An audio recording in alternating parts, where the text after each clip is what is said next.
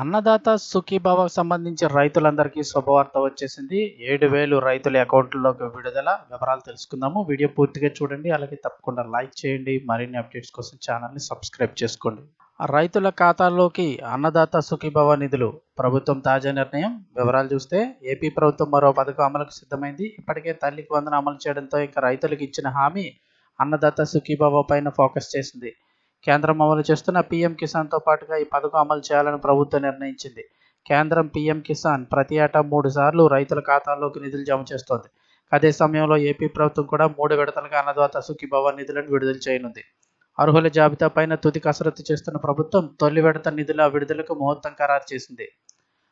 కూటమి ప్రభుత్వం మరో ప్రధాన ఎన్నికల హామీ అన్నదాత సుఖీభవ అమలు దిశగా తుది కసరత్తు జరుగుతోంది. నిజాన్ని చూస్తే ముందుగా పీఎం కిసాన్తో పాటుగా ఈ నెల 20వ తేదీన తొలి విడత అన్నదాత సుఖీభవ నిధులు విడుదల చేయాలని ఏపీ ప్రభుత్వం భావించింది. అయితే పీఎం కిసాన్ నిధుల విడుదల అయితే వాయిదా పడింది. దీంతో ఏపీ ప్రభుత్వం సైతం అన్నదాత సుఖీభవ నిధులు విడుదల చేయలేదు. కాగా ఈ నెల 30వ తారీఖున పీఎం కిసాన్ నిధుల విడుదలకు కేంద్రం ముహూర్తం ఖరారు చేసినట్లయితే సమాచారం. ఇక అదే రోజున ఏపీ ప్రభుత్వం కూడా అన్నదాత సుఖీభవ తొలి విడత నిధులకు విడుదలకు నిర్ణయించినట్లుగా అధికార వర్గాల సమాచారం అందుతోంది. దీనిపైన ప్రభుత్వం నుంచి ఇంకా అధికారిక నిర్ణయం అయితే రావాల్సింది. ఏది ఏమైనా ఈ నెలాఖరులోపు అయితే నిధులు అయితే విడుదల చేస్తామని చెప్తున్నారు. ఇప్పటికే పథకానికి అర్హులైన రైతుల జాబితాను ప్రభుత్వం సిద్ధం చేసింది. అన్నదాత సుఖీభవ పథకంలో ఎంపికలో ప్రభుత్వం అర్హుల ఖరారు పైన జిల్లాల నుంచి సమాచారం సేకరిస్తోంది. ఇప్పటి వరకు రాష్ట్ర వ్యాప్తంగా అన్నదాత సుఖీభవ పథకానికి మొత్తం 45,64,000 మంది రైతులు అర్హత సాధించినట్లు తెలిపింది. వారిలో 44,30,000 మంది రైతులకు ఈకేవైసీ పూర్తి కాగా ఇంకా 1,20,000 మందికి సంబంధించి ఈకేవైసీ పెండింగ్లో ఉంది. చివరిసారిగా అంటే 2024 జనవరిలో 53,58,000 మంది రైతుల ఖాతాలో సొమ్ము జమ చేసింది ప్రభుత్వం. దీంతో పోలిస్తే ప్రస్తుతం 7,94,000 అంటే ఇంచుమించు 8 లక్షల మంది రైతులకు అన్నదాత సుఖీభవ నిధులు తగ్గినట్లు తెలుస్తోంది. కొంచెం టెక్నికల్ ఇష్యూస్ అంటే సాంకేతిక సమస్యలు, రెవెన్యూ చిక్కులు ఎదురవడంతో లక్షలాది మంది రైతుల వివరాలు పెండింగ్లో పెట్టినట్లు సమాచారం.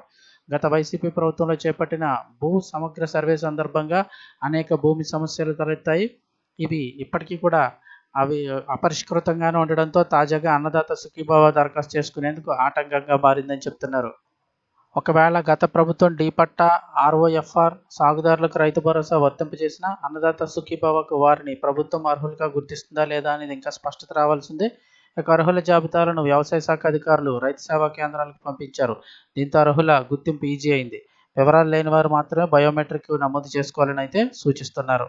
ఒకవేళ మీరు ఏమైనా చెక్ చేసుకోవాలంటే అన్నదాత సుఖీభవ.ఏపీ.gov.in వెళ్ళి రైతులు తమ స్టేటస్ చెక్ చేసుకోవచ్చు.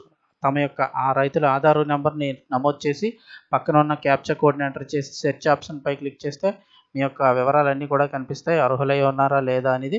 అదే సమయంలో ఈకేవైసీ చేసుకోవాల్సిన అవసరం ఉందో లేదో కూడా తెలుస్తుంది.